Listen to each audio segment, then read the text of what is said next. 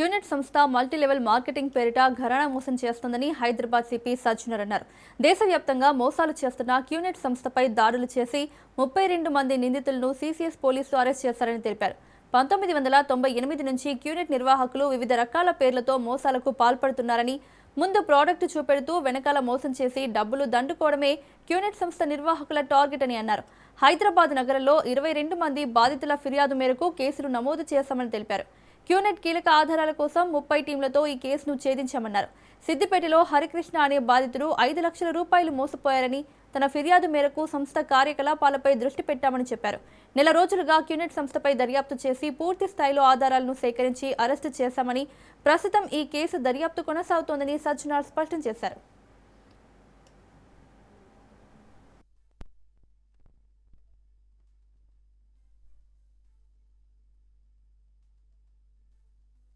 వేలాది కోట్ల మోసం చేస్తున్న క్యూనెట్ మరియు బియాండ్ డైరెక్ట్ సెల్లింగ్ కంపెనీ పైన ఈరోజు Hyderabad city police, CCS police దాదాపు 30 చోట్ల రేడ్ చేయడం జరిగింది. మన రాష్ట్రం తెలంగాణలో, ఆంధ్రప్రదేశ్లో, కర్ణాటకలో రేడ్ చేసి దాదాపు 32 మంది అరెస్ట్ చేయడం జరిగింది. అందరు కూడా తెలుసు, క్యూనెట్ అనే కంపెనీ ఒక మనీ సర్క్యులేషన్ స్కీమ్ కంపెనీ. అది ఫ్రంట్ ప్రొడక్ట్స్ పెడుతుంది, ప్రొడక్ట్ మాత్రం ముందు చూపిస్తుంది, వెనక మాత్రం ఒక money circulation scheme, multi level marketing scheme, pyramid structure ఉన్న బిజినెస్ స్కీము. దేశవ్యాప్తంగా వందలాది కేసున్నాం. మన తెలంగాణ రాష్ట్రంలో దాదాపు 68 కేసున్నాం.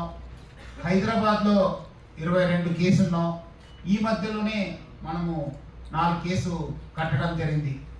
మన సిసిఎస్లో 4 కేసు కట్టిన తర్వాత ఒక లాస్ట్ మంత్ 18th రోజు ఒక స్పెషల్ ఇన్వెస్టిగేషన్ టీం పెట్టడం జరిగింది. ఎందుకంటే దీంట్లో చాలా వేలాది కోట్ల మోసం ఉంది, ప్లస్ చాలా చోట్ల కూడా మనము అక్యూజ్ని అరెస్ట్ చేయాల్సి వస్తుంది. చాలా టెక్నికల్ డాటా కలెక్ట్ చేయాలి. మల్టీ డిసిప్లినరీ అప్రోచ్ ఉండడంతో ఒక స్పెషల్ ఇన్వెస్టిగేషన్ టీం పెట్టడం జరిగింది.